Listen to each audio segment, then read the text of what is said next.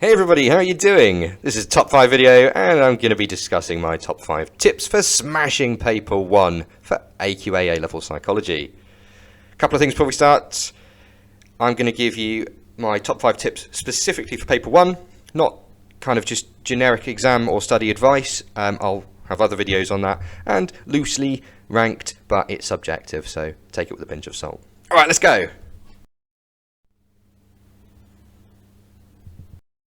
Number 5, make the most of therapies and explanations.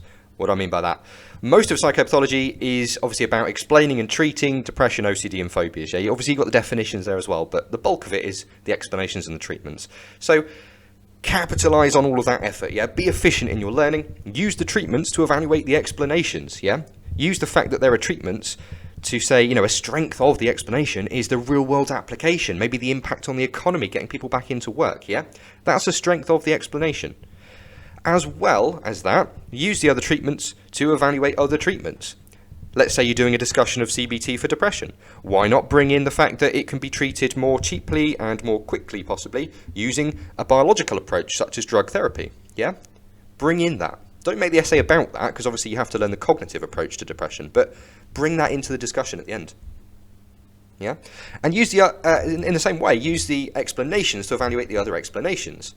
So if you're saying, you know, one explanation for phobias is the behavioural stuff, talk about in the discussion that this is maybe a limited way of explaining phobias because we understand that there are biological underpinnings to these conditions, or we understand that there's a social factor or a cognitive factor. Yeah? And talk about how these explanations are only a partial model of the behaviour or something like that.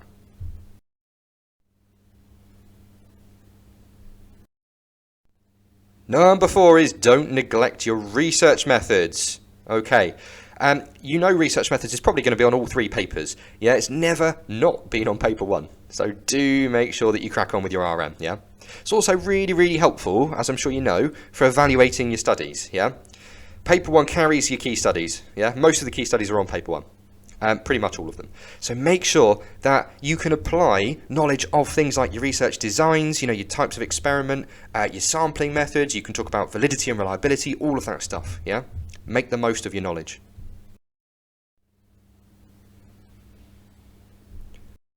Number 3, avoid common mix-ups. I know that sounds a bit generic, but I'm going to talk through a couple of examples, okay?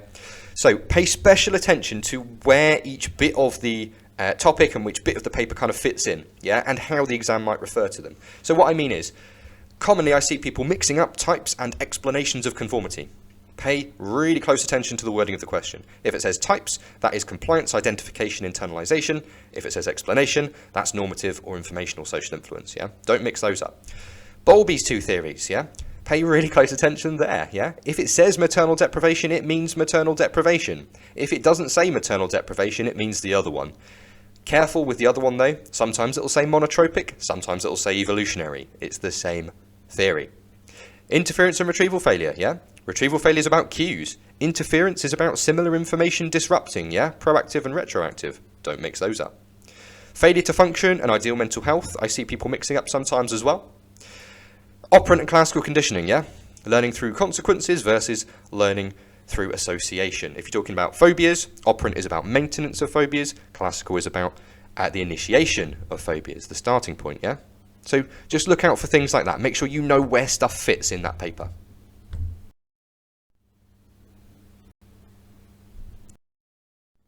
Number 2, think about real-world impact. Hopefully you do this in your psychology lessons anyway, but a few examples.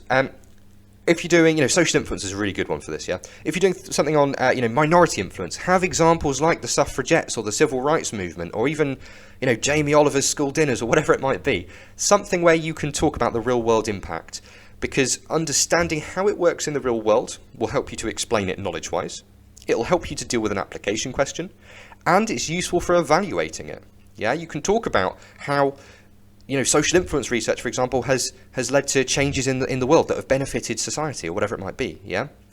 You can run that into impact on the economy as well. You could talk about, you know, with the healthy eating idea, you could talk about how that improves the nation's health, it reduces the burden, the strain on the NHS, it's going to get people back into work and lead to less absenteeism from work, which is going to save companies money and boost the economy. You can do that sort of thing. Bowlby's theories as well. You could talk about impact on, women's working habits. You could talk about that as being a negative in terms of socially sensitive.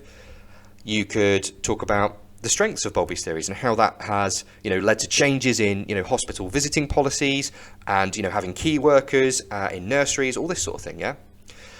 And similarly with the treatments, talk about, getting back into work, impact on the economy, eyewitness testimony. You can talk about how we're maybe saving police resources and making sure the right people are in prison.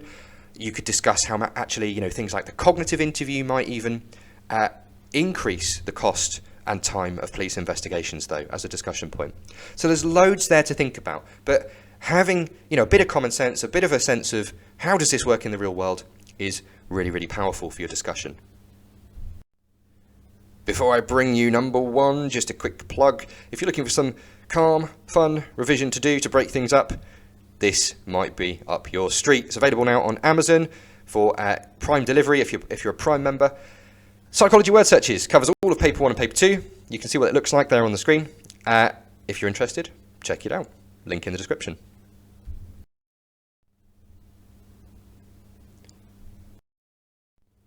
Tip number 1. Make the most of your key studies, okay? Obviously, you're going to learn your key studies, of course you are, but where can you use them and how, okay? Well, these are your key studies for paper 1, yeah? The ones named on the spec that you have to know about.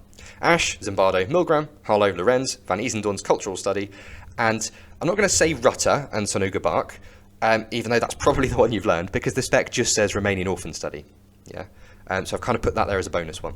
But how are you going to use them? Obviously, you could get a specific question or essay on them, but you can use them to illustrate obedience or conformity. So Ash, for example, is a really good way of evaluating types or explanations of conformity. Zimbardo, you can work into conformity as well. If it's an open conformity question, then you can include role conformity, unless it actually specifies the other ones. Milgram, obviously really good for evaluating explanations for obedience. You could talk about situational factors and how he's found, proximity and location, things like that. You could use Milgram to evaluate things like the authoritarian personality, the dispositional side of it, because he's found evidence for situational factors. What does that show you? It shows you that dispositional explanations are only part of the picture. Research methods and ethics questions. Lots of these key studies are really valuable for dealing with questions like, discuss one ethical issue in social influence research, or just one ethical issue in psychology. Have a study that you're aware of in the back of your mind to give you ideas of what to talk about, yeah? Okay, resistance, I've kind of mentioned Ash and Milgram already. You can use those again for resistance, so talk about locus of control is only part of the picture because, we understand there are situational factors as well. You could use the social support stuff, but also Milgram would be relevant there as well. Yeah, so situational factors influence us as well. And Ash, obviously, in terms of social support, he did the ally condition, the unanimity condition. Use that to evaluate social support as a strength and a limitation of locus of control. Again, because it's not all about personality. Learning theory or evolutionary theory. Well, you can use Harlow and or Lorenz for some of this. So Lorenz supports evolutionary theory because imprinting is innate, but, it's animal research. So there's a discussion there. Same thing with learning theory, really, with Harlow. Harlow challenged that because he showed it wasn't about food, again, but it's animal research. Strange situation. Use Van Easendorn for that. Yeah?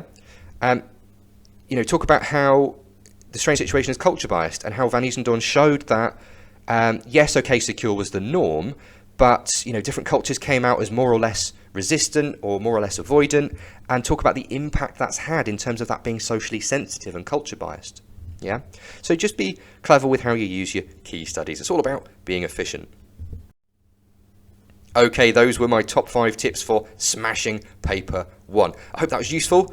Please do let me know if you've got any other thoughts in the comments. Cheers, guys. Good luck. Keep going. See you in another video. Bish, bash, bosh.